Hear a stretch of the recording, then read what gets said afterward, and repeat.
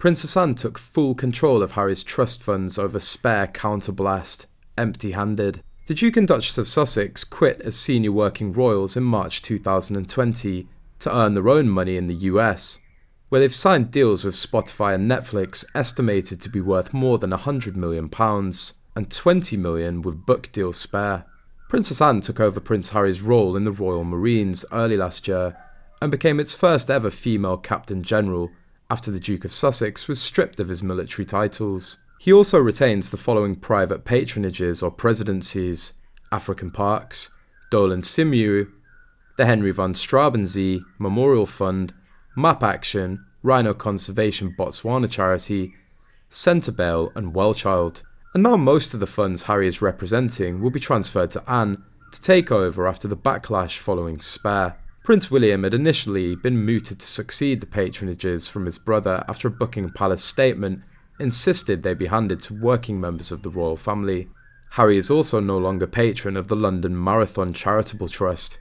He's stupid to seriously violate his privacy in Spare, self-reported drug use and boasted about it underage, claimed to have took the lives of 25 souls, admitted to bullying a disabled person, and a ton of other paranoid and absurd accusations about the royal family, all to go against the manifesto of the charities on, so it's understandable that Charles will name them all to Princess Anne. Despite, or perhaps because of his waywardness, Harry remained popular with the public who still recalled the 12-year-old boy trudging forlornly behind his mother's coffin at a funeral. That popularity rose further during his 10 years in the British Army, which included 2 tours of Afghanistan, and from which he was seen to have matured. But the births of William's 3 children saw him slip down the royal pecking order, though he still enjoyed a central role.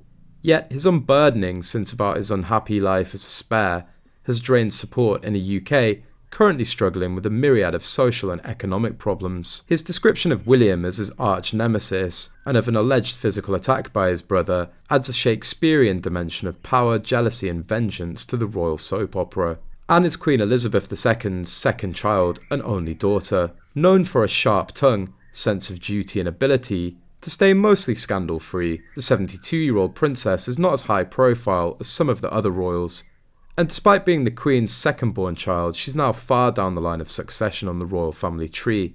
Yet she's been a dutiful daughter, undertaking hundreds of official engagements a year. If you're wondering if Princess Anne is a working royal, the answer is a resounding yes.